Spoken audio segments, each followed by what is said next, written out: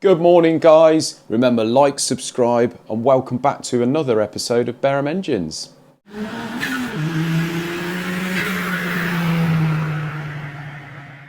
Finally, guys, I've finished the Cosworth blocks. I haven't been left alone at all this week, really, to just crack on with them. It's been driving me mad. It's took me all week, really, on and off, to finish these blocks.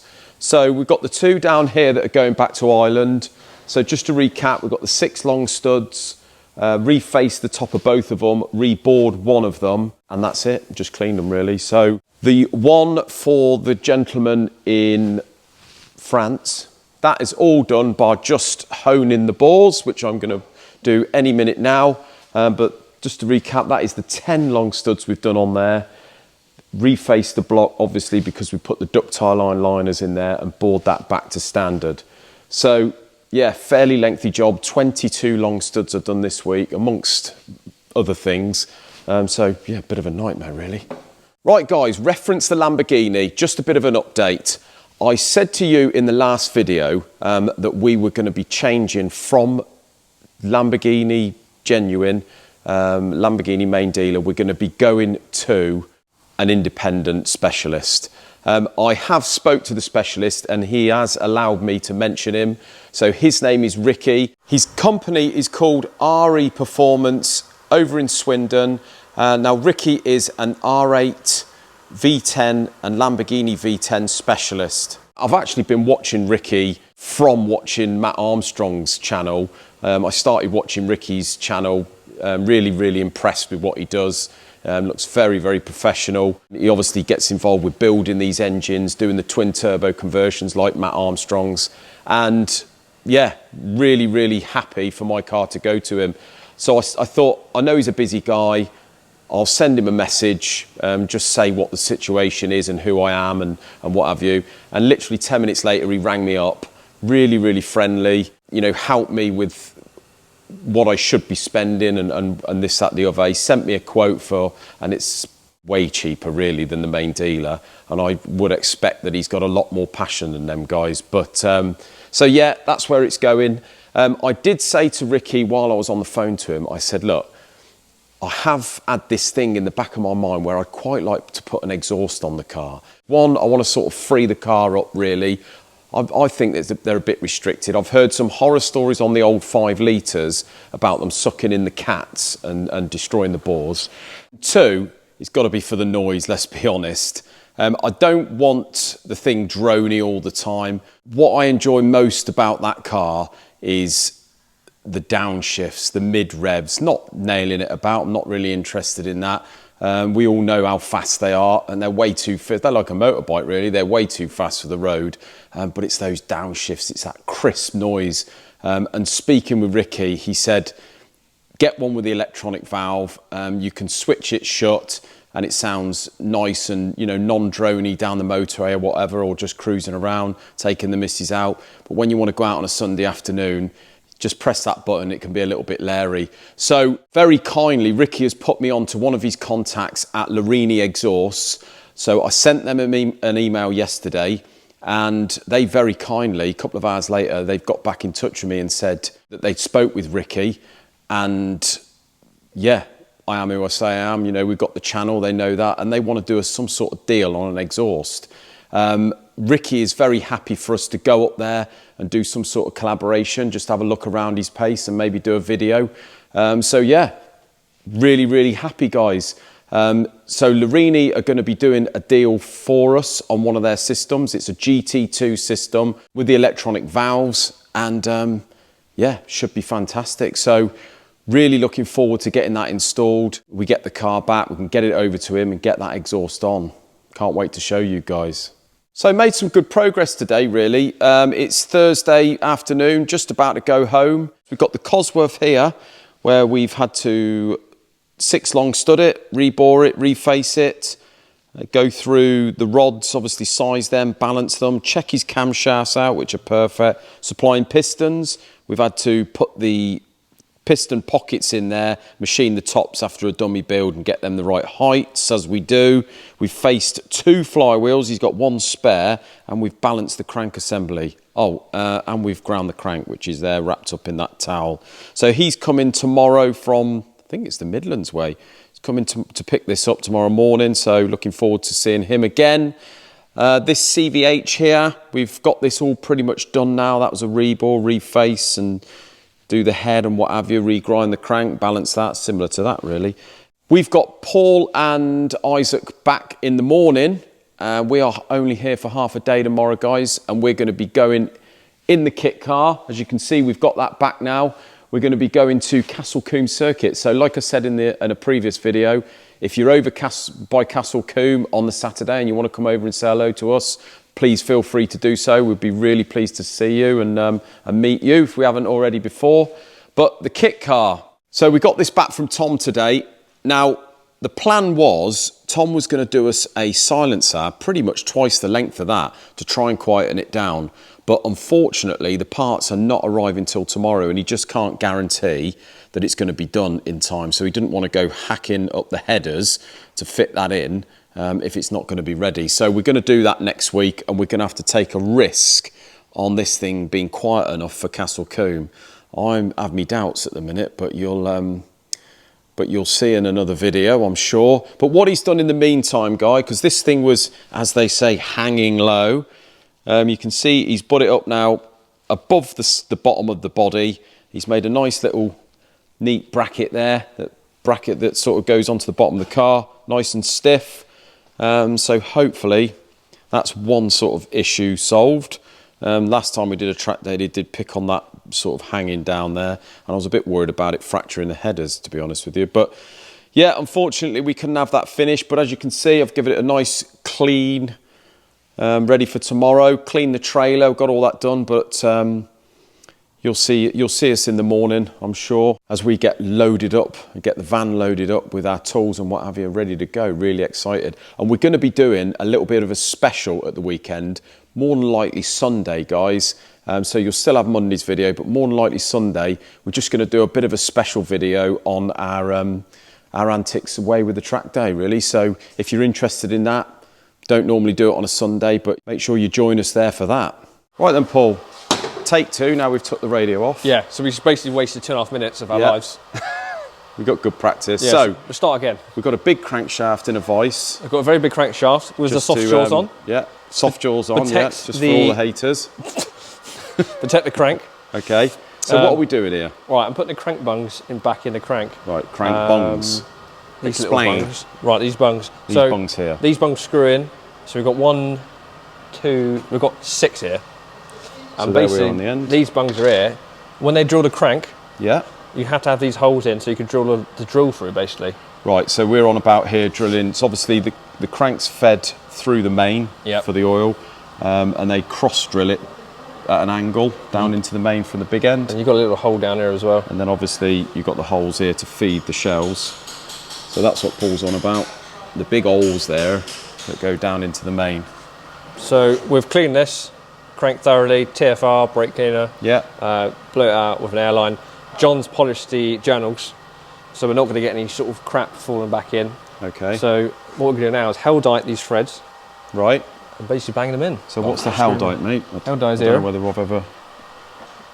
It's just like a sort of gasket. Well, you can use it as a gasket sealer. We use it. You can use it to seal gearboxes or sumps. So the Hell-dite goes, you paint it on, and within sort of 10 or 15 minutes that goes hard and makes it oil tight. Makes it oil tight, and it just stops them coming out as well. So yeah. So we So we remove these here just to make sure it's all nice and clean in there, because obviously stuff that's any crap in there gets thrown right up against the bung, doesn't it? Yeah, the old bungs are terrible. Like, you just got all this sort of gunk. I mean, that's been clean technically, but there's much more. There's lots of gunk and yeah, you can end up with some sort of solidified oil at the end there. Start these off delicately. It's a funny angle, this one, so once you get it going.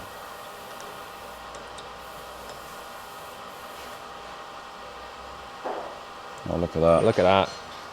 Not even cross-threaded. Yeah, done it before.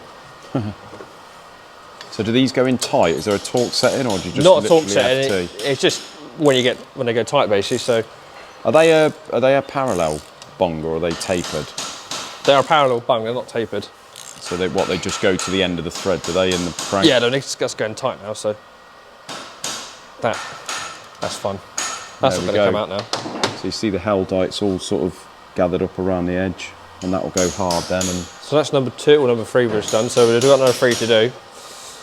And then we should give it to Isaac, and then he can balance it. We give him the crank, the flywheel, put all the front assembly, all the chain assembly on. And Isaac so it's can important it. that we do this before we balance it, obviously, because it's got to throw the balance right out. You've probably got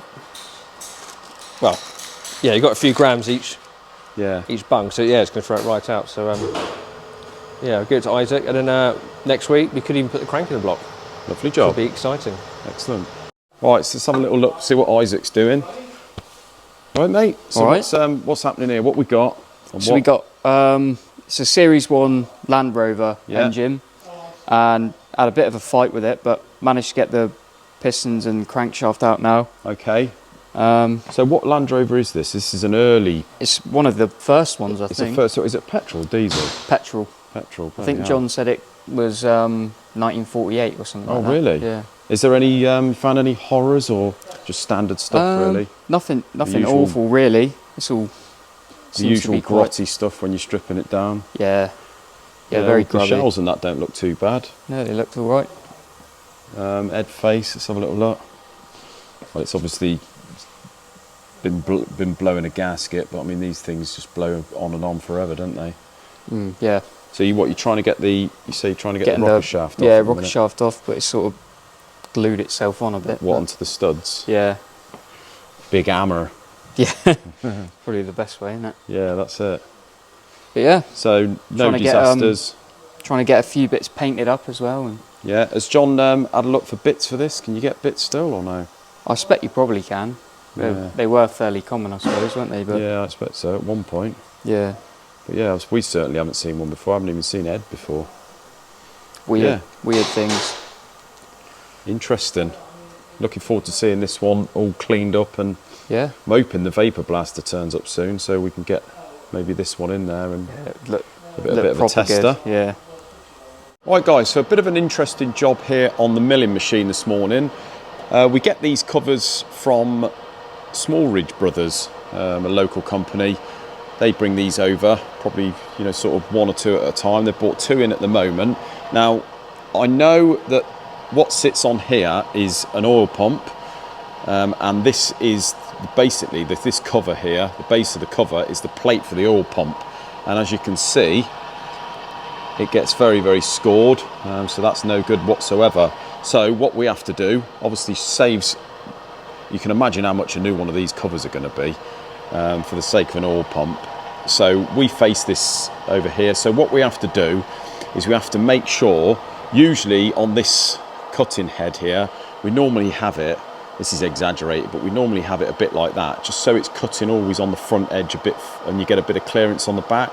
But to do these, we can't have any of that, so we've got to make sure that this is dead flat, because we've only got this sort of, we haven't got any runoff to play with, so we just have to sort of go around and make sure it's all flat. And then what we do afterwards is we shot blast it, and that seems to be absolutely fine. We've done lots of them and we never have them back. So yeah, let's make sure this cutter's flat first, and then I'll sort of show you what we do when we face it.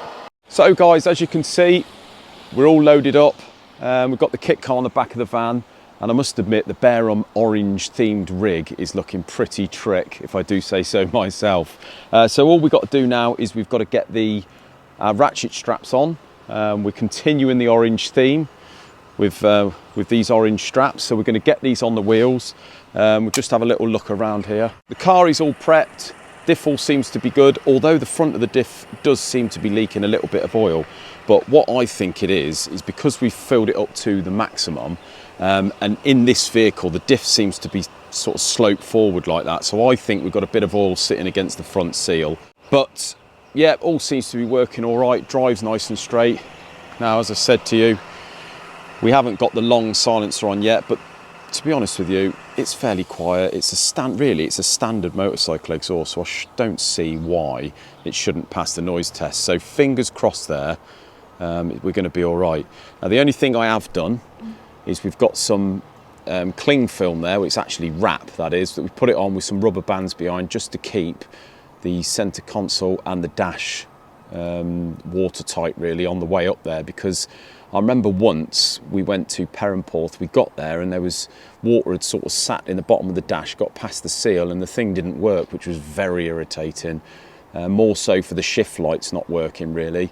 So yeah, we've just covered that up, done my usual checks, changed the oil, topped the water up. It's not using any water, but it's just leaked a little bit from one of the front hoses, which I've sorted. So yes guys, really happy with that rig. Looks the business, and cannot wait to set off. We're going to have a little bit of lunch at lunchtime and then we're going to head straight off and give you guys a bit of an update on the road trip, I suppose. Right, so I've faced this once. I've actually took 5 thou off this, but as you can see in the centre there's still a couple of grooves in there, so I'm going to give it about another 3 thou. It's probably one of the worst ones I've done, but as you can see, to machine around the edges here you've got to sort of work the X and the Y with both hands. It's a bit like tapping your head and rubbing your stomach. So we'll give it 3 thou on here.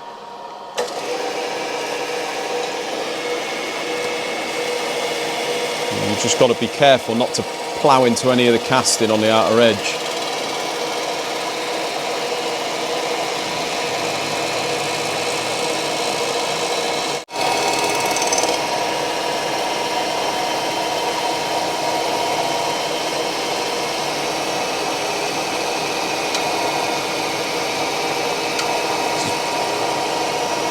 Probably the hardest bit, what I'm doing now.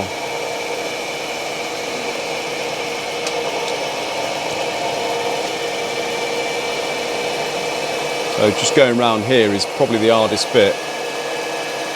You have to keep going in and out, as they say.